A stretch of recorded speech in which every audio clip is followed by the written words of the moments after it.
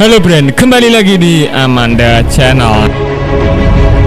Nah, ini ada kabar yang sangat menarik Brand, yakni hubungan bilateral antara Indonesia dan Norwegia nampaknya semakin erat dan semakin lengket kayak perangko. Indonesia dikabarkan bisa memproduksi mandiri rudal Hanut pertahanan udara NASAM setelah adanya pertemuan dengan Dubes Norwegia Brand. Wow, ngeri-ngeri bukan? Rudal Brand, ini rudal bukan roket, bisa macus dum hancur lah Brand. Sebelumnya usut punya usut, Duta Besar Norwegia mengunjungi Kementerian Pertahanan Indonesia dalam adanya kerjasama yang sangat-sangat penting. Dilansir dari Instagram @Kemenhan Republik Indonesia, jika Menteri Pertahanan Indonesia menerima kunjungan Dubes Norwegia pada 15 Desember kemarin, masih hangat. Dalam kunjungan Dubes Norwegia ke Kementerian Pertahanan Indonesia tersebut tampaknya membahas soal kerjasama di bidang pertahanan ya Brand. Ya namanya saja Menteri Pertahanan, kalau bahas nasi pecel ya nggak mungkin lah Brand, bercanda. Nah oke, dilanjut. Usut punya usut ditambahkan lagi jika pertemuan bilateral yang sangat-sangat jarang terjadi tersebut dibahas juga soal potensi peningkatan kerjasama di bidang industri pertahanan dan lebih khususnya nampaknya soal pengembangan teknologi sistem pertahanan udara. Jadi ini rudal. Mimin ulangi ya Brand, rudal, bukan lagi roket-roketan, rudal. Dari adanya rencana tersebut diduga Indonesia akan memproduksi mandiri atau TOT atau mengembangkan rudal Hanut NASAM ke depannya. Mudah-mudahan ya bisa terjadi, jangan hanya mimpi lah Brand. Dari Brasil diberikan TOT roket Astros Mk2 yang kalibernya bisa disesuaikan. Kalau ingin daya jangkau 300 km yang terbaru Astrosnya itu harus menggunakan peluru ataupun amunisi berkaliber 300 mm, jadi bisa menembus 300 km. Nah ini juga diberikan TOT Brand. Nah tak kalah Norwegia juga kabarnya memberikan TOT nih kepada Indonesia untuk produksi rudal NASAM. Tergantunglah ini mau cepat mau tidak, ya ditiru-tiru mirip Cina lah Brand, biar cepat kilat SSW gitu loh Brand, atau set-set wet gitu loh Brand. Tapi sampai saat ini belum ada informasi resmi lanjut soal rencana kapan Indonesia akan mengembangkan rudal Hanut NASAM. Jadi waktunya masih belum ditentukan. Patut diketahui jika saat ini Indonesia mempunyai rudal pertahanan udara NASAM yang berasal dari perusahaan Kongsberg Defence Aerospace Norwegian. Dikutip dari Asia Pacific Defense Journal.com, jika saat ini rudal Hanut NASAM dipunyai Indonesia sebanyak 2 baterai, dan rudal Hanut NASAM Indonesia sendiri sudah dikirim dan dioperasionalkan sejak tahun 2020 yang lalu, jadi masih hangat, masih 1 tahun. Akan tetapi rudal Hanut NASAM yang dimiliki Indonesia adalah versi 2, sedangkan sampai saat ini rudal Hanut NASAM sendiri sudah ada versi 3 yang mempunyai kapabilitas yang tinggi. Nah mudah-mudahan dengan adanya pertemuan Bapak Prabowo diberikan yang versi 3 ini Brand, biar ngeceratnya itu lebih dahsyat seperti itu. Selain itu, pada kesempatan pembelian rudal Hanut pertahanan udara NASAM Indonesia sendiri diketahui kesepakatannya mencapai 77 juta dolar Amerika Serikat. Jika dirupiahkan maka nilai rudal Hanut NASAM Indonesia sebesar 1,1 triliun rupiah Brand. Kok nggak diuji coba Min?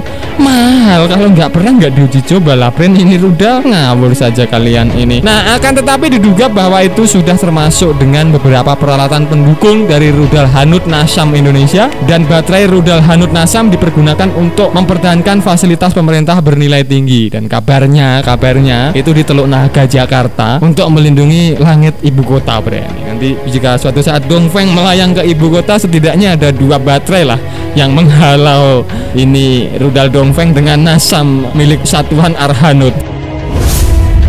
Fasilitas bernilai tinggi yang dilindungi oleh rudal pertahanan NASAM termasuk ya ada istana negara, ada bandara internasional. Selain itu rudal Hanut NASAM sendiri sudah dipakai di 9 negara di dunia saat ini Brand. Dan kecanggihan dari rudal Hanut NASAM sendiri sudah terbukti dalam beberapa kali pengujian penembakan ke beberapa target. Belum lagi dari amunisi rudal Hanut NASAM sendiri hanya mengandalkan IM-120 AMRAAM. Dari amunisi tersebut maka rudal pertahanan udara NASAM mudah dalam memperoleh amunisinya dan mudah dalam perawatannya Brand. Jadi tak heran jika pemerintah Indonesia kepincut akan rudal pertahanan udara NASAM ini dan harus menambah lagi unitnya. Mudah-mudahan bisa 1000 biji biar kalau terbang bersamaan kayak kembang api Brand, bercanda.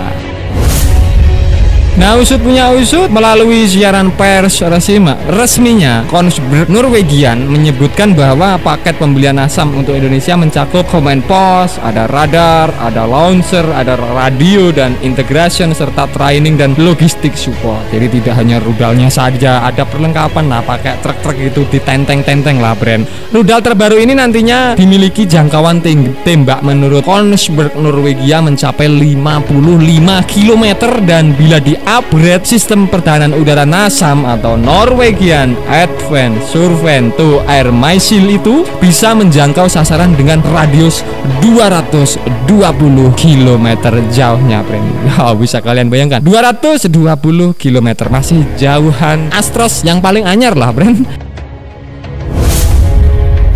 Astros bisa mencapai 300 km, padahal roket. NASA merupakan sistem pertahanan udara terintegrasi menggunakan rudal sebagai sarana penghancur sasaran udara, didukung radar dan pos komando sebagai sarana deteksi dan eksekusi target. Kemampuan rudal NASA mengeliminasi sasaran di udara meliputi rudal jelajah, rudal udara ke darat, jet tempur, pesawat pembom, pesawat tanpa awak atau drone, dan helikopter. Jadi multifungsi. Ada jet tempur lewat bisa di-shot, ada helikopter lewat bisa di-shot, ada pesawat pengebom juga bisa di-shot, apalagi helikopter kacang-kacang itu mudah untuk Nasam ini.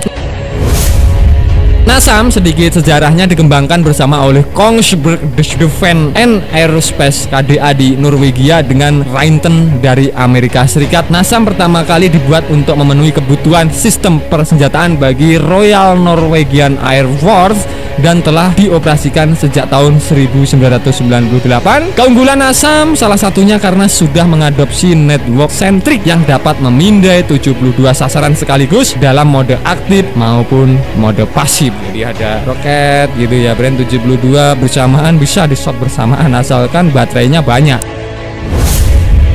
Radar terbaru yang dipasang di berbagai kendaraan memiliki catur daya tersendiri dan dapat memproses serta mendistribusikan data secara mandiri. Kendaraan dapat dihubungkan melalui hubungan radio, kabel, melalui multirole radio ataupun takkom seperti itu. Sistem ini menggunakan rudal pertahanan udara jarak menengah Raytheon brand, serupa dengan yang digunakan oleh jet tempur F-16C dan D Fighting Falcon milik TNI Angkatan Udara. Lalu ada 8 radar AN/MPK-64, 1 pusat kendali tembakan, 1 kendaraan kamera elektro-optik, dan 1 kendaraan tactical control shell brand.